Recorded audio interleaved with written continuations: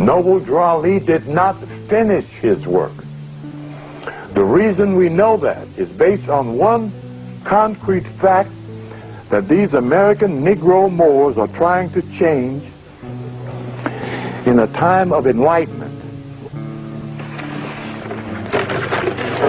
I wanted to put this up here, but I didn't want to put everything on the wall.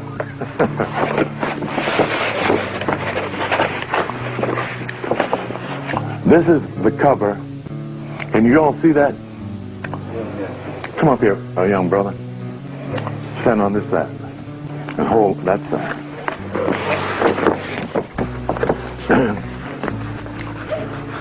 This is the cover of the Koran,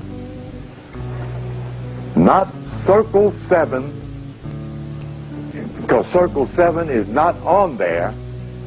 What you're looking at is not a circle. It is not like the brother in Atlanta mentioned, or I should say the Negro, a broken circle. I have not heard that level of ignorance in my 65 years. How in the hell can you have a broken circle? There's only one way. It's not knowing what a circle is. You know, okay. Well, now hold it once more. What I wanted to point out here, if you can see from where you're sitting, you'll see 4 indentations in that geometric.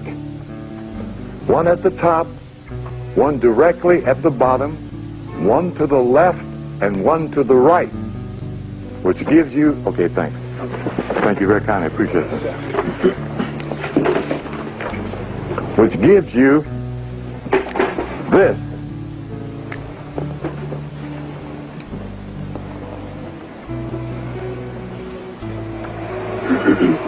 If you examine that emblem on the cover of Noble Drew Ali's booklet, that he prepared a key word, the word prepare, differs from wrote, because the other more intelligent Moors accused the man of stealing something from Levi Dowling. Well, when you say prepare, that means you can go over there and get something, and go over there and get something, and go there and put it together. You prepared it. That's what he did, and that's what he said he did. All they had to do was examine it, unravel it, and begin to study. Question 85 of the Quran Questions for Moorish Americans states, name some of the marks that were put upon the Moors of Northwest by the European nations in the year of 1774. The answer is Negro, black, colored, and Ethiopia. Now these are Quran questions. What does our Quran speak to this issue? We read in chapter 47 of the Moorish Holy Quran, Egypt, the capital empire of the dominion of Africa. Instructions 15 through 17. The time has come when every nation must worship under its own vine and fig tree, and every tongue must confess his own. Through sin and disobedience, every nation has suffered slavery due to the fact that they honor not the creed and principles of their forefathers. That is why the nationality of the Moors was taken away from them in the year in 1774. And the word Negro, black, and colored was given to the Asiatics of America who were of Moorish descent, because they honored not the principles of their mother and father and strayed after the gods of Europe, of whom they knew nothing. Now, after reading the prophet's words, why do we find ourselves standing in front of Carpenters Hall on this date?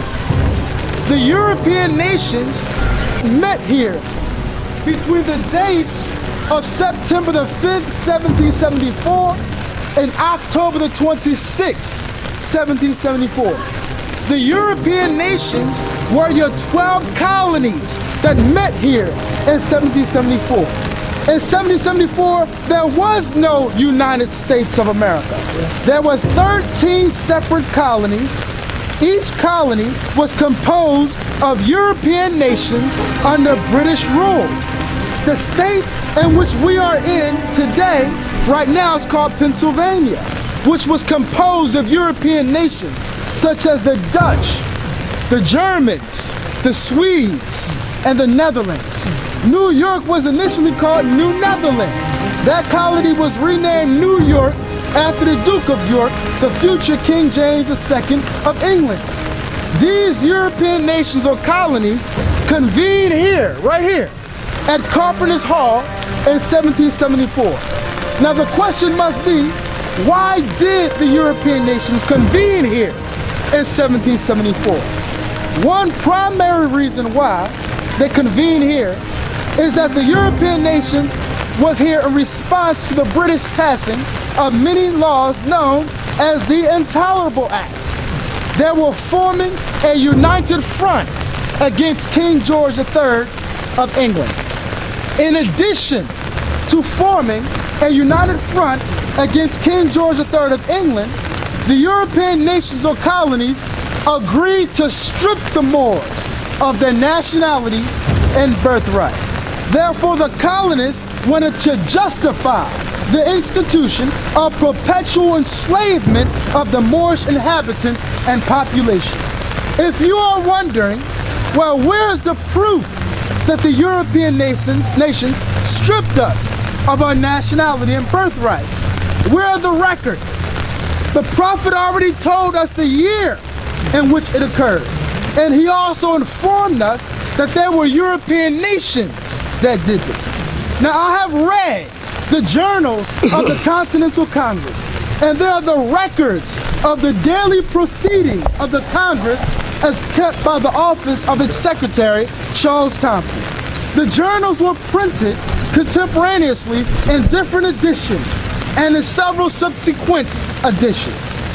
None of these editions, however, included the secret journals, which were confidential sections of the records which were not published until the year of 1821.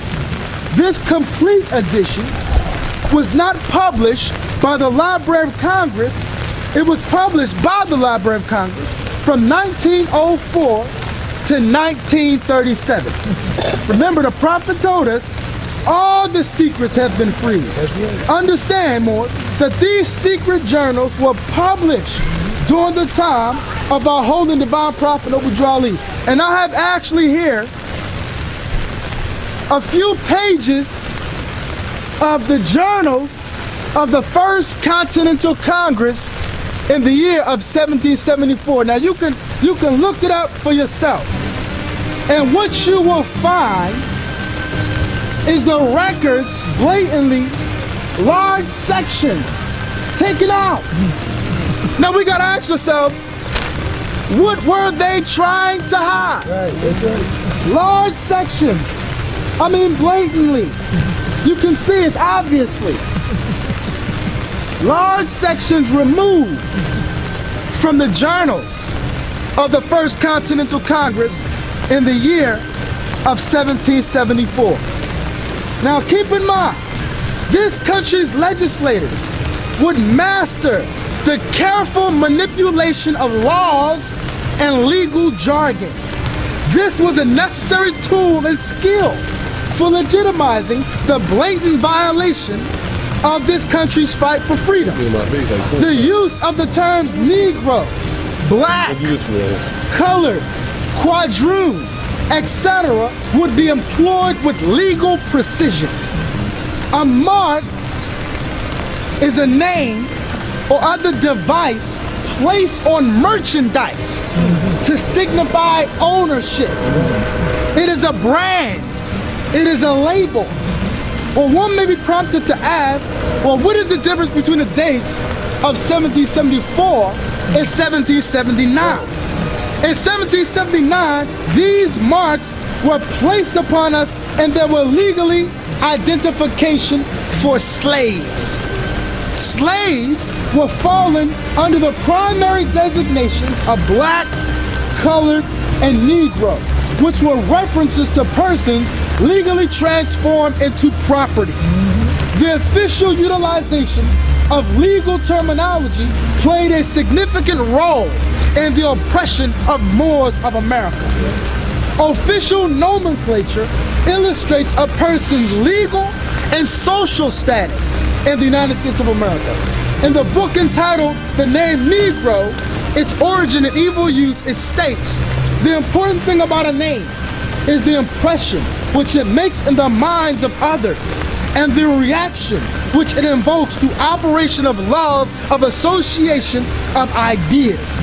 In the book entitled The Illusion of Races, it states, in colonial countries, the expression, he is a Negro, and understand Negro or negro is just a Spanish word for black. He is a Negro is equivalent to saying he is a slave. In 1819, a South Carolina judge stated plainly, the word Negro has a fixed meaning. That fixed meaning outlined the legal powers and limits of its possessors. Those defined as Negroes, black, colored, free or not, had very few rights, if no rights at all. Islam or Islam. The prophet has a relationship with one, and that is his Lord. And his Lord alone is responsible for what he is given to do and the power to get it done. I want to build on what the prophet actually wrote down. So it's not words coming out of my mouth. I just want to reiterate why they call Drew Ali the prophet. This book right here is titled The Oral Statements and Prophecies of Prophet Noble Drew Ali. He prophesied and forecasted the future almost 80 years ahead. So what I'm gonna do is I'm gonna read a few of his prophecies so we could bear witness to who it is that we're talking about in the body of the Prophet Noble Drew Ali, peace be upon him. One of the most profound things that he said is this: if the European be just, they would have an Asiatic vice president. And if they had an Asiatic president, they would have a European vice president. He also said the Moors were once a seafaring people and fed the world. The time was going to come when we would go back and feed the world again. Alright? Now, hip hop and the culture that spawned out of hip hop currently is feeding the world, whether you agree that it's a good meal or it's a bad meal, but it's currently feeding the world again. You know what I'm saying? They get the way that they dress, the way that they talk, the way that they act, all kind of things are coming from us, the Moors. This is a great man. He has come forth. He's done great works. I'm honored to be a student of his, and I'm honored to be a part of this movement of uplifting fallen humanity. Right? Islam.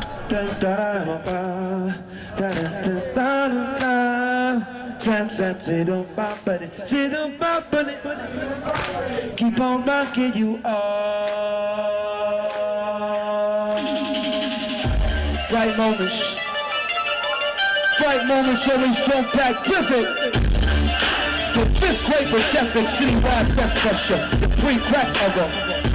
Mr. Shieldman, with a brick, attitude matches Horjo, ugly and insane. This is Bed-Stuy 82, 9th floor, 3 tiny rooms, 1 view. Booktown, Roosevelt House, they green grass is green, our green grass is brown. South China Hall wasn't touchdown, but he beat in the street, E.T. had to flee. Great heavens, good grief, Humphrey Billy's right pole on his cheese. The windows on the Ave look like sad eyes. This is short days from you when you pass by. When you can go to school, you can see him cry. You can watch him scowl, feel him proud. Tell the city stops in every inch of house. Fast man because you know what you amount to. The laughter, the screams, another roll. The summer songs, a cup of dreams. It's so deep where the arms can't reach Main Street. Even when it's free, it ain't cheap. All from a song, a terminal diagnosis. basic survival requires super heroics. No space in the budget for a break. This when you gotta fly by night. Crash landings routinely happen. Some survive, others never rise from the ashes. Watching asphalt and observing is savage. Creating excited, there you have it. From teenage love, praying drunk, strange truth, rally boots and native drums. From big shot home, so here we go. Signs and wonders all along the road. Some open, some closed. Some stretches go with no lines at all. Some riders don't know what they riding for. They ain't on the wheel, they flying is gone. Whatever you ride, whatever you lane, this road called life is a beautiful thing. And we are alive in our days and times. Delicate hearts, diabolical minds, revelations, hatred, love, and war, and more, and more, and more, and more, and more, of less than ever before. It's just too much more for your mind. I'm scary like now, but there's no doubt we can't be alive and on time. But Islam, Moors. Islam. Islam. Islam. Islam. Islam. Islam. Hotep. Is very important, supersonic important, to know who this man is, who has woken up so many people and so many others who are still sleeping, to who this great man was, Prophet Noble Drew Ali, when he brought us back to our indigenous past of knowing what was here before 1492. Many people do not want to discuss who are we, what was we before 1492, before Columbus came and stole all of them. Study the Moors in Spain, our ancestors, the Moors in Africa, the Moors in northwest of Mexico. You know, everything that the Prophet does truly makes sense to me now, because I know that it's all been full circle. So for this generation, the fourth and fifth generation that have come forth, we got monumental work to do. You know what I mean? It's time to rebuild the empire, brick by brick, layer by layer, and take this thing to further heights than what our ancestors previously had it. So I'm gonna just quickly tell you what our ancestors had. We had Northwest, we had all of the Americas, South Central, North. We had Africa on lock, and we had Europe on lock. So for the Moors to come forth in this era and do what it do, we got to take it a step further. I'm talking galactical at this point. So honest to the Prophet, you know what I'm saying? Honest to his born day. Honest to all of the Moors worldwide who have benefited from the works of the Prophet. Islam to all of the Moors in the temple. Islam to all of the Moors that are not in the temple. Islam to even the sleepy Moors, you know what I'm saying? And the bar soap to the dirty Moors, you feel me? They walked right past that man and refused to acknowledge him. If you really want to know about Noble Drew Ali, why don't you go ask him? Anyone knows that any PhD across the planet, that if you want to know about him, you meet his literature first. And he was also called Professor Drew, in case anyone didn't know. All right? This is page 5, and I want everyone to see that. This is where it begins, of the Moorish literature. It will be hard to get from people who have been suppressing the Prophet's movement. However, go on the internet, go get with some other Moors that are really doing the Prophet's work and communicating this information to the ignorant for their instruction, and I'm sure you'll pick up some interesting points. A divine warning by the Prophet for the nations. The citizens of all free national governments, according to their national constitution, are all of one family bearing one free national name. Period. I'm going slow because I want you to really absorb this, because this is very revealing. Those who fail to recognize the free national name of their constitutional government are classed as undesirables and are subject to all inferior names and abuses and mistreatments that the citizens are or care to bestow upon them. And it is a sin for any group of people to violate the national constitution laws of a free national government and cling to the names and the principles that delude to slavery. Now that's the first paragraph. You were just revealed of what that great sin that Drew Ali came to redeem you from. What is that great sin? To violate your national constitution. Is he talking about the divine constitution in the Moorish Science Temple? He's talking about your national constitution. Now let me go to the next paragraph. Absorb this. I, the prophet, was prepared by the great God Allah to warn my people to repent from their sinful ways and to go back to that state of mind, to their forefathers, divine and national principles as government, that they will be law abiders and receive their divine right as citizens. Does that sound like religion to you? Did he say that's your divine right?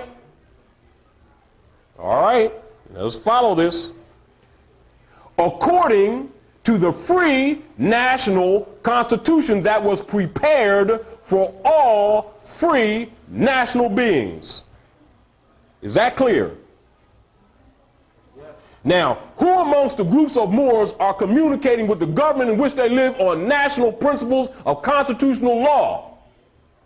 Then you know who's supporting the Prophet's program. That's Great Seal activity right there. And anyone that disputes that is disputing the Prophet himself. That's very clear. It doesn't mean they're all doing right either. But I'm setting the law back in your hand, because the Prophet already gave it to you. But that's why that's not emphasized to you.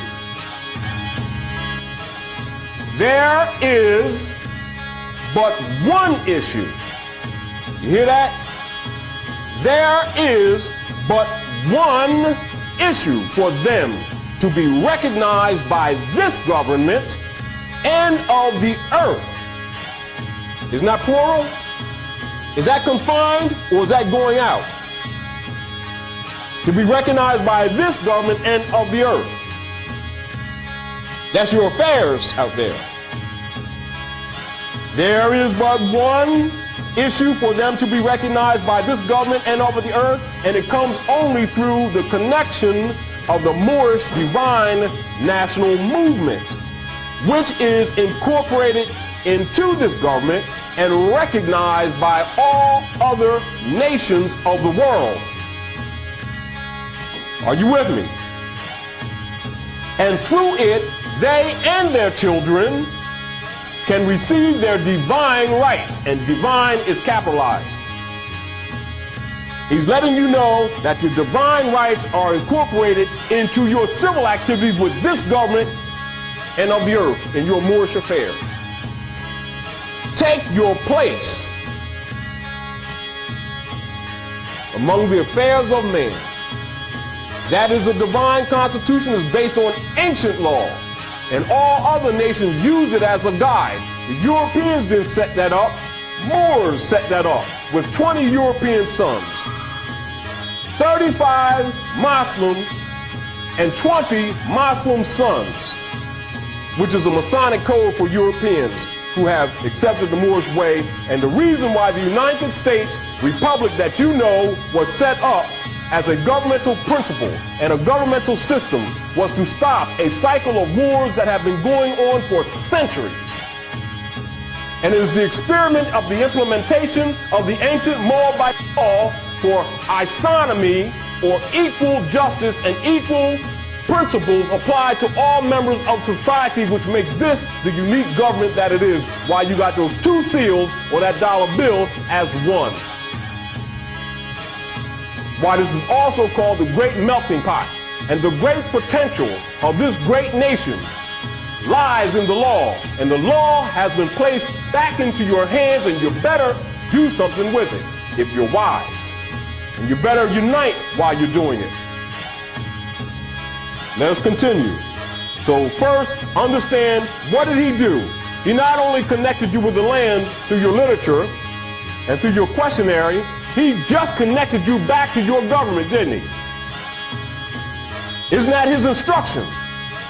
Now you're wondering what you're going to do with that. Let's go on.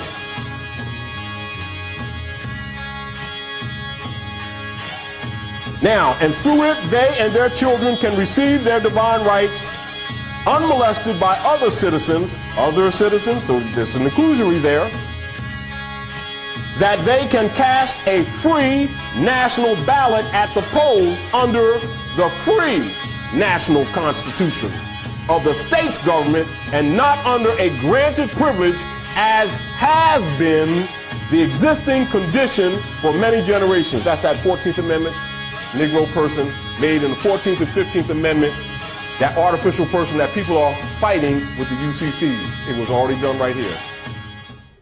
Already cleaned up.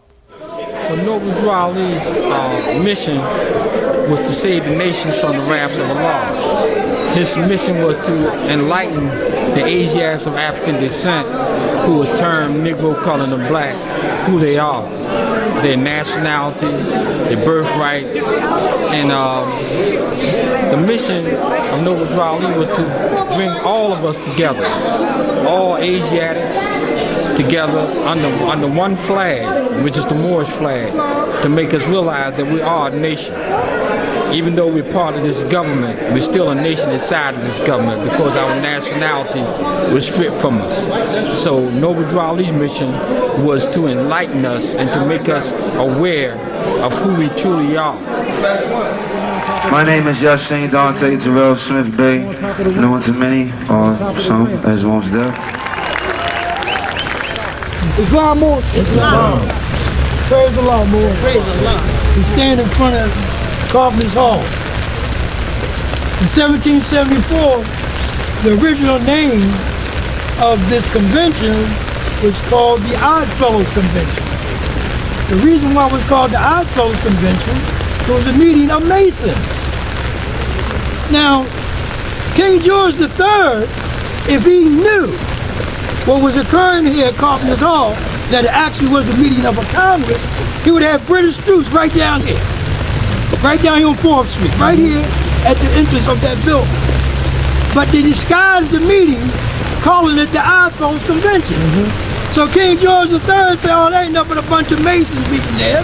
He ain't got nothing to worry about. But what was they doing? They was drawing up articles. Right.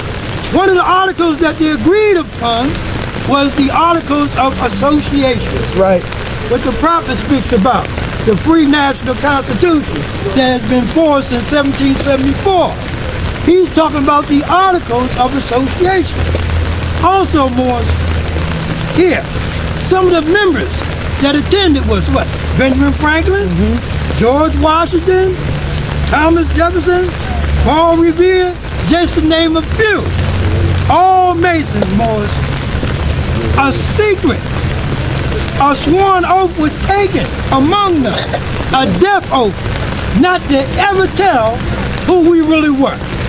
It was reported that George Washington stated that if he would take the feathers and turbans off their heads and the sandals off their feet, he teach them religiously that they were Negroes, black people, and colored folks, that 200 years from the day, they would not know their nationality, nor their divine creed, nor the land from which they came from. Is that not true? It's true. So we have manifested facts of that, more. But praise Allah, for Prophet Noble Drew Ali coming and revealing the true history of what occurred here, September the 5th, 1774, with the meeting of the First Continental Congress, the Congress that stripped us of our nationality and our divine creed. As it stated, George Washington's report that said, I tell no lie, that I chopped down my father's cherry tree. That was our flag, this flag here. This red flag, with a 5-pointed green star in the center, represented our nation, our cherry tree.